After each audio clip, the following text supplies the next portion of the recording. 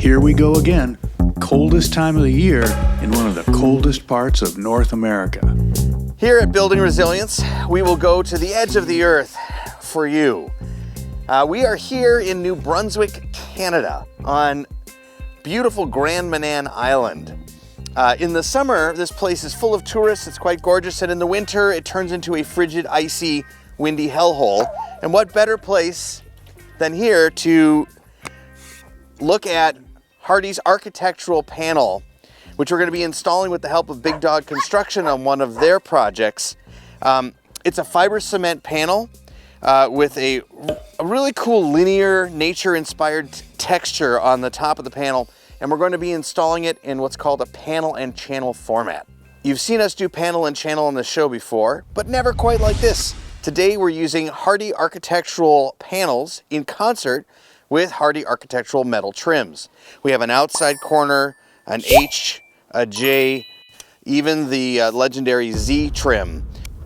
Many products, including fiber cement. When you have a cut edge, you have to seal it. And when it's cold like this, that can be problematic. One of the benefits of a panel and channel is that that cut edge, as long as it's within a channel, does not need to be sealed. One more thing, the factory edge is already pre-primed. So when we have our Z-flashing condition and we're setting this 1/4 inch from the bottom, we don't have to come back and seal that edge.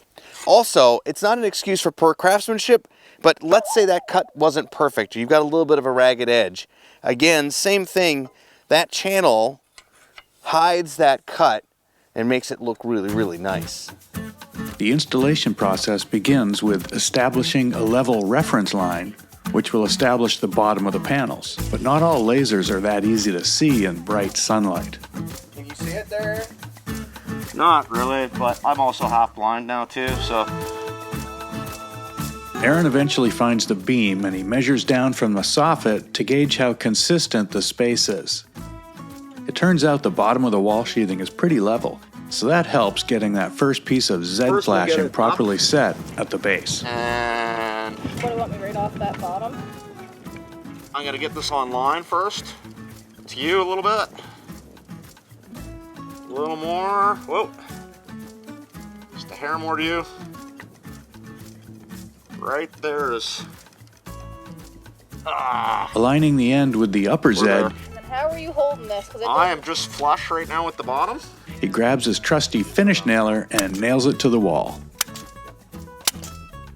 At the opposite corner, the end needs to integrate with a corner trim, so he runs the Z long and uses a scrap corner to scribe the length. I'm gonna remove the back. I'm gonna square that down to the front. Cool. And he removes that and squares the other end down to the front. The trimmed Z goes back into place and Kelsey nails it off. Yeah, right there. See it? Seems like there's a bit of a dip. Where it drops down right there? Yeah. All right, well, you keep doing your thing. I'm gonna get a couple screws and we're just gonna fix this now. So he switches to a prehistoric technology that's easier to see. A string line over 2 blocks.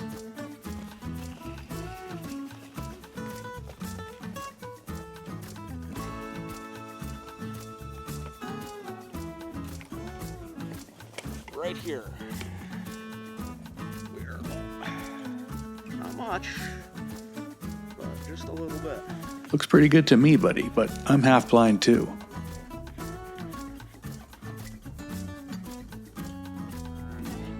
Yep. I'm gonna cut. And they're either H, J, or corner trims. This will be a short section of J below a taller section of H above.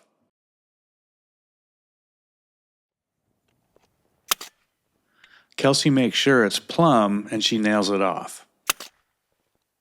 This layout calls for beginning with a full sheet horizontal, so they pick one up, carry it over, and set it in place, spacing it 1/4 inch off the Z trim. Another Z goes atop the first sheet. It's notched around the H trim so the flange thickness won't build up. Another sheet goes on after that. The ends are capped with a vertical H trim and a vertical panel comes in next. A Z caps that, and a smaller piece is fit above the vertical. What's the number, Kels? I don't know, about 6, 7? J-trim is slipped on that top piece before slipping it into the other trims. She keeps a spacer handy to hold the cladding off the horizontal surface. And to me. Yep, it's in there. Aron taps the H-trim onto the end. Nails are spaced 4 inches apart every 16 inches into the wall sheathing. So you're going to need a lot of short nails, and we'll get into that later. The rest of the process is pretty similar to the start of it. You work from one side to the other, bottom to top.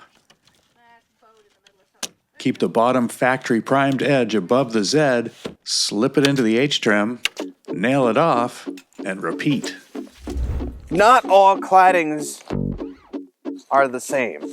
When we do lap siding or shake, we're really picking material and then we're just laying it off. We pick like a 4-inch lap or a 7-inch lap, and that's what it is for the rest of the thing.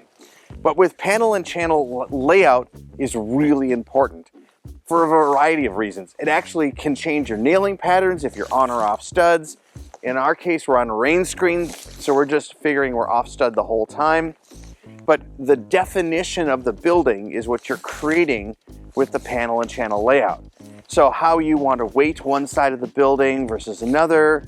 You can put it in skinny panels, you can have some horizontal, some vertical. All of that is part of the pre-planning that goes in to creating a good panel and channel layout. In addition to the layout, there's the opportunity for color. The color of the panels, the color of the trims. In this case, this is all pre-primed. You could paint it all one color. That would be boring in my opinion. And you could paint the trims a contrasting color, and you could have all the panels be one or offset some of the panel colors as well. I also want to talk about nails and nailing patterns because it's super important. These are all installed using a 16 gauge stainless steel finish nail. We don't want to see all those nail holes, so we want something small that can be filled in and becomes virtually invisible. The nailing pattern, if you're on a stud or off stud, changes. In this case, because we're not sure if we're on or off stud because of the rain screen that we've put up already, we're using a 4-inch nail pattern at the panel edges and in the field space 16 on center. When we come to our trims, we can put those finished nails right through the finished trim. So our Z trim, we've got nails through those. Our H trims, we've got nails through those. But corners are different.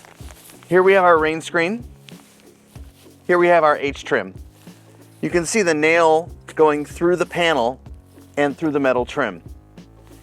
Above it, we see our Z trim, and there again, that 16 gauge stainless steel finish nail is going through the panel and through the metal trim.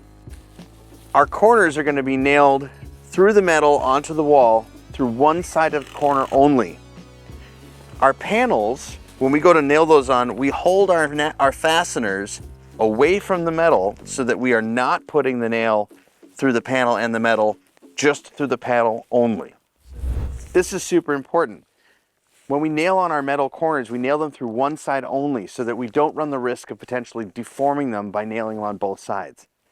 Our panels, we hold the fasteners away from the metal for a similar reason, so that as that big piece of metal expands and contracts and moves, it can float a little bit and we don't run the risk of damaging either the panel or the corner.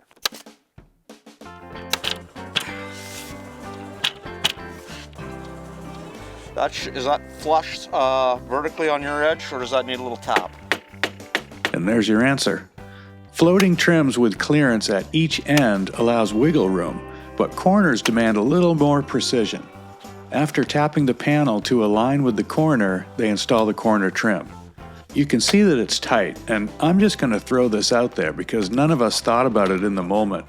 If you're going to be working in sub-zero weather, it might be a good idea to keep those metal trims in a warm place. That way they'll expand and slip onto the panels a little easier. Yep, just do a little tap, straight up. Beauty. So the one side of the trim is floating around the panel, and the other side will be fastened. That eliminates the potential for kinks or inconsistent movement when the metal warms up. Aron positions the corner trim plumb and/or flush, hopefully both, and he nails the corner trim off as we're headed inside for supper.